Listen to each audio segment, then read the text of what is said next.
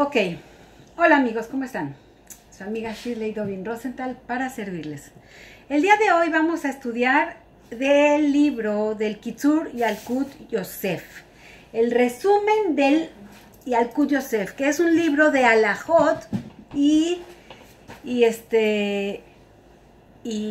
explicaciones de cómo debemos de realizar las cosas. Este libro es una edición especial está ampliado por Jajam Aniyar. Vamos a ver el origen del hebreo de nuestro idioma, ¿ok? En este capítulo de este libro, de este origen del hebreo, vamos a ver la importancia de rezar y pronunciar las palabras de hebreo. El hebreo conocido como Lashon HaKodesh, el lenguaje sagrado. La importancia de este idioma, de acuerdo con nuestra tradición, radica que con él creó Hashem el mundo.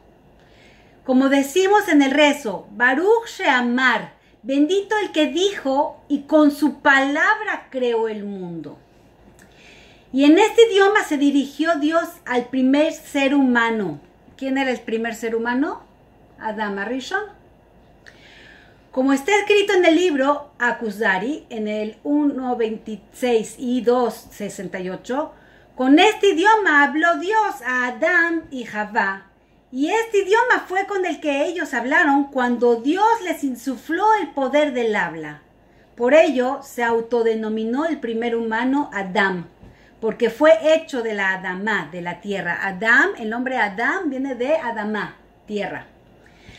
La tierra, y su esposa la llamó Isha, porque provenía del Ish. Isha, mujer, Ish, hombre. La Isha provenía del hombre. Y así ocurrió con todos los nombres que tenían los primeros seres humanos, como Javá, que proviene de la palabra Jai. Jai es vida. Caín de Caniti. Shed de Shat. Noah de Nehemá, etcétera, etcétera. Todos los nombres vienen de una palabra hebrea. Kelev, perro, Kelev, como todo corazón. Todos esos nombres contienen raíces de las palabras en hebreo porque fue el idioma que se hablaba. Este idioma permaneció como lengua universal hasta la época de la Torre de Babel. Como dice el versículo, hasta entonces todos hablaban un solo idioma, como está escrito en Bereshit, Génesis 11, versículo 1. Y después del hecho de la Torre de Babel, fueron castigados y esparcidos por todo el planeta, entregando a cada grupo la sabiduría de inventar un nuevo idioma. En ese entonces, en la Torre de Babel, se crearon 70 idiomas. Akadosh Baruj Hu creó 70 idiomas, los esparció, los rompió, los distribuyó a todas las naciones, en 70 pueblos. De aquí se llamará ese lugar Babel, Babilonia, que provenía de la palabra que significa en hebreo mezclar, babul, de la palabra mezclar, confundir, mitbalbel, confusión, ya que en ese lugar se mezclaron y se inventaron los idiomas. ¿Dónde lo vemos? En Bereshit, que es Génesis 11, versículo 9. Entre los únicos que se conservaron, el idioma original estuvo siempre Eber, descendiente de Shem, el hijo de Noah, y como es sabido, él fue el maestro principal de Abraham Avinu. Y tanto influyó en él que luego se llamó Abraham Ha-Ivri, Abraham el hebreo, por dos motivos que terminan siendo uno solo. Ivri, por su maestro Eber, y también por Eber significa del otro lado, haciendo alusión que todo el mundo hablaba idiomas convencionales y él se expresaba en el idioma original divino. Increíble, ¿no? Por estas razones terminó este idioma llamándose hebreo, que además de ser aprendido de Eber y ser diferente, fue también un idioma de Avar, del Avar. Avar es pasado, el más antiguo. Además, Abraham registró parte de lo que estudió en la yeshiva de Eber, en el libro de Sefer HaYetzirah. El Sefer HaYetzirah es el Sefer escondido, en el cual se evidencia la profundidad y la magnificencia de este idioma. Posteriormente, el pueblo de Israel bajó a Egipto. Aclaran nuestros sabios que una de las virtudes que tenían fue que no cambiaron sus nombres, su vestimenta, ni su idioma, que fuera el idioma original, el hebreo. Fue tanto, al salir de Egipto, recibieron la Torah en hebreo, y en este idioma Moshe dio todas las clases al pueblo de Israel. Y dice la Torah que en cierto momento durante esos 40 años en el desierto, ver Moshe et a Torah. Él tradujo Moshe la Torah a los idiomas, ¿cuáles? A todos los demás idiomas que les había dado en la torre. O sea, en el... Y eso es todo esto que dice ver Moshe et a Torah, está escrito en Devarim 1:5. El motivo de que lo hiciera, explican nuestros sabios, fue para que también aquel que lo estudiara en cualquier idioma se le considerara como un estudioso de Torah, que estudió la Torah. Así continuó la historia y la transmisión del padre a hijo de esta lengua. Y todos los profetas recibían los mensajes de Dios en este idioma y los transmitían con él. Se puede notar especialmente el nivel tan elevado de la gramática hebrea en el libro Teilim, en el Salmos, escrito ¿por quién? Por el rey David. Y en él los consejos que nos llegó y nos transmitió su hijo, el rey Salomón. En su libro, ¿cuál? Mishle y Coelet. Mishle y Proverbios y Coelet. El primer terremoto conceptual que sufrió el idioma hebreo ocurrió después de la destrucción del primer templo y el exilio de la mayoría de los hebreos a Babilonia. Allá se encontraron con un idioma hermano muy parecido al arameo. Poco a poco empezaron a dejar de lado el idioma hebreo y a hablar más esta última lengua. ¿Cuál? El arameo.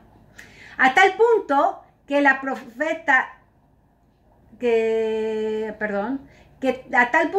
profeta Daniel, quien vivió en Babilonia durante esa época, escribió capítulos enteros de su libro de profecías en arameo.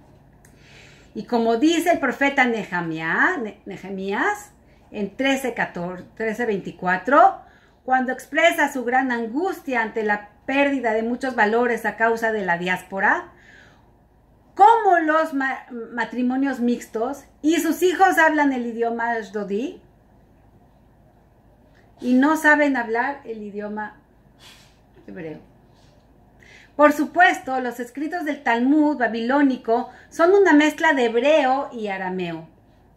Fue en ese entonces que se estableció que incluso al leer la Perashá cada Shabbat en la sinagoga, en el templo, hubiera una persona que repitiera el versículo en arameo. Esto se hizo por dos motivos: entender lo leído y no perder el idioma de hebreo, y poco a poco recuperarlo. Sin embargo, Rabbi Yehuda Anasi, que vivía en Israel, escribió todas las Mishnayot únicamente en hebreo. Luego de él, todos estudiaban la Torá en hebreo, pero escribían sus comentarios, conclusiones o leyes dependiendo del país a donde el segundo exilio los hubiera arrojado. Maimónides, por ejemplo, escribió muchos de sus libros en árabe. El libro Tzana, Urena, fue escrito en yiddish. El Meamlo es el ladino. Y así cada uno fue escribiendo sus comentarios conforme al lenguaje que iban aprendiendo en los países donde se habían exiliado. Pero siempre cuidaban el idioma original y solo para que el público donde vivían pudiera escribirlo o entenderlo. Hablaban o escribían en el idioma local. El segundo terremoto conceptual ocurrió en el siglo XVIII. Perdón, en el siglo VIII. Ay, 10 siglos antes. En el siglo VIII de la era común, cuando los judíos vivían en Babilonia al ser conquistada por los árabes. Empezaron a expandirse por todo este nuevo imperio y llegaron al norte de África, así como a España. Allá fueron formando grandes comunidades con presencia muy notoria en Portugal y Marruecos. En Portugal y Marruecos se hicieron comunidades enormes, enormes. Fueron de los lugares donde más sabios tenía el pueblo de Israel. Increíble. Por otro lado, en Alemania, Francia e Italia fueron formándose otras comunidades, cuyo origen eran las zonas aledañas a Roma o los sobrevivientes de Israel. Así del siglo IX en adelante se dividieron los judíos en dos grandes grupos, el de los sefaradim y el de los ashkenazim. Aunque todos respetaban los idiomas y la misma Torá y las principales leyes de nuestros jajamim, hubo algunas variaciones y diferencias en ciertas costumbres dependiendo del lugar donde vivían. Pero todo lo demás, que era la Torá y todo lo que es las costumbres, o sea, todo la halajá, era igual. Iban nada más cambiando algunos pequeñitas detalles por las costumbres del lugar. Especialmente se notó y se nota hasta la fecha una diferencia gramatical en la forma de pronunciar las vocales, donde los sefaradim tienen 5 vocales y los ashkenazim tienen 7. Por ejemplo, la vocal kamatz, el sefaradí la pronuncia como A y el ashkenazí como O. Pero no todos los ashkenazim, eso que quede claro. El ashkenazí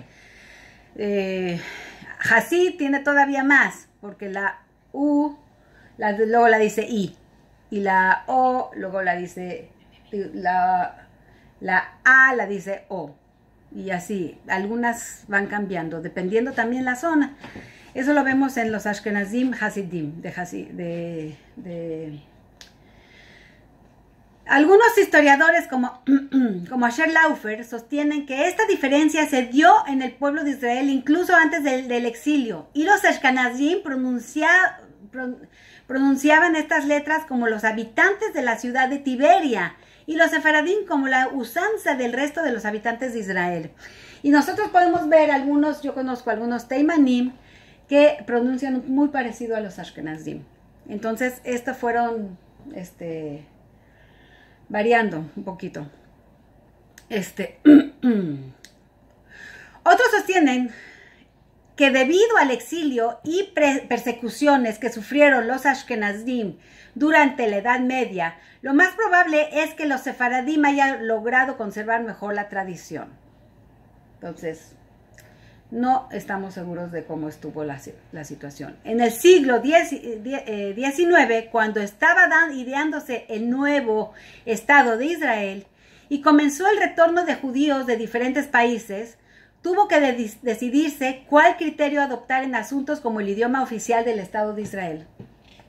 Por ello, se organizó un comité llamado Vaad HaLashon, el Comité del Lenguaje, el cual decidió que la pronunciación sería como los sefaradí y la escritura cursiva sería como el ashkenazí.